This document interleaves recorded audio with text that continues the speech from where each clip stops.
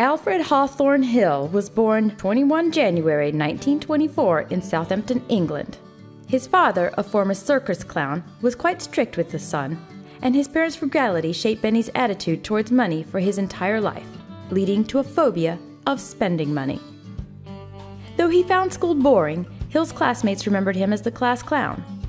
After dropping out of school in his teens, Benny worked as a milkman before seeking his fortune in London, where he found work in the props department of a theater company. Oh, I was a milkman, yes. When I left school at about, 14, 15, I worked for a coal company for 3 weeks. I worked for Woolworths as a stockroom clerk and General Dog's Body for about 6 months, and then about 6 months I went on the milk route. In 1942, Hill joined the British Army, where he trained as a mechanic and served in Normandy. While there, he entertained the troops in variety shows. It was at this time that he adopted the professional name Benny Hill, in homage to comedian Jack Benny. After the war ended, Hill worked in radio, but after seeing little success, moved to television, making his first appearance there in 1950. Eventually, Hill began writing his own ideas for a show. After spending 7 weeks on his scripts, Hill presented his idea for a sketch comedy to the BBC. I think television's going to need material. As I wasn't doing terribly well as a performer, as a comic, I thought I'd try my hand at writing. The channel was so impressed with the pitch, they offered him a deal on the spot. And The Benny Hill Show made its television debut in 1955. Thank you, Hart. Thank you very much. Thank you so much. Well, ladies. Inspired by the vaudeville stylings of Hill's screen idol, Charlie Chaplin, The Benny Hill Show's pioneering musical format combined live, on-stage comedy with pre-filmed segments, making audiences laugh with comedy that was heavy on slapstick, innuendo, and parody. Up above and landed on the earth.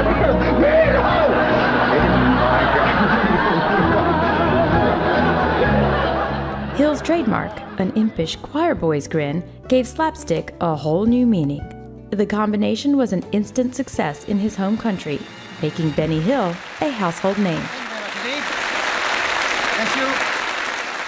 Due to his phenomenal success, Hill made a few cameos on the silver screen, appearing in Who Done It? You're so helpless, you're so timid, Light Up the Sky, Those Magnificent Men in Their Flying Machines, Chitty Chitty Bang Bang, and The Italian Job. Such a notion! I mean, what do you think you're doing? That's something special for the Baron's birthday. Let me tell. In the 1970s, Hill left the BBC and joined Thames Television, who brought The Benny Hill Show to the United States, where it found enormous popularity. The show would go on to air in over 140 countries around the world. 2044, 2045.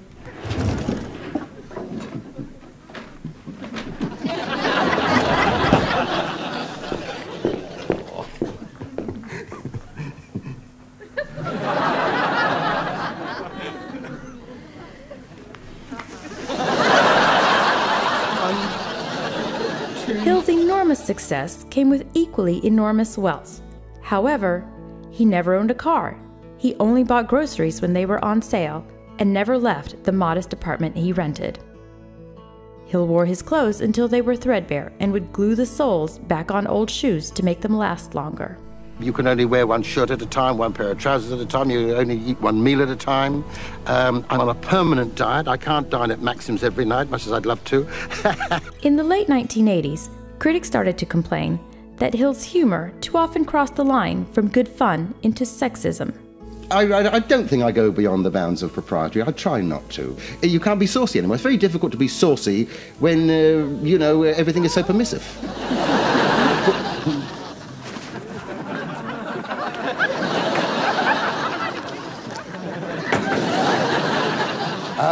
Well, it's over now.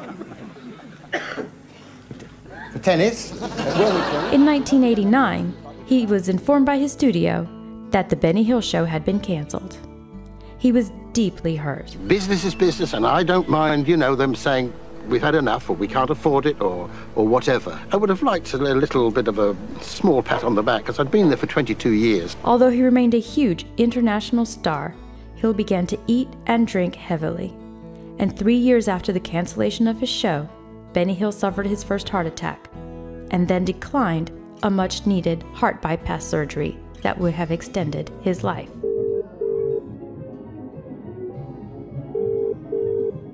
In April 1992, after friends could not reach Hill by phone, and a neighbor had heard his television on for days, Benny Hill was found dead on his couch in front of the television, surrounded by money and uncashed checks. He had passed away days earlier. He was only 67 years old.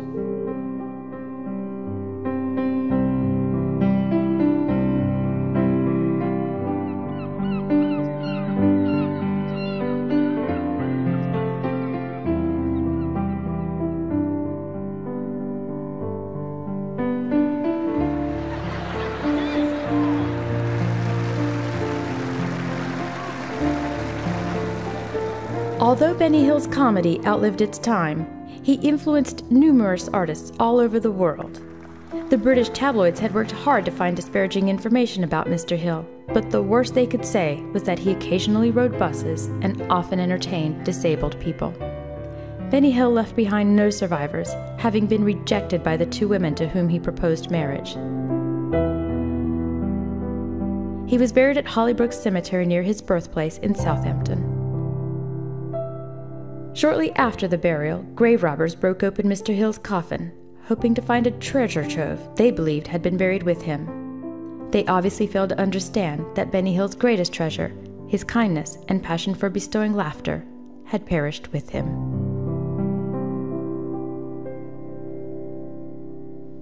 Thank you for watching. Don't forget to subscribe and to click the bell to be notified of new videos.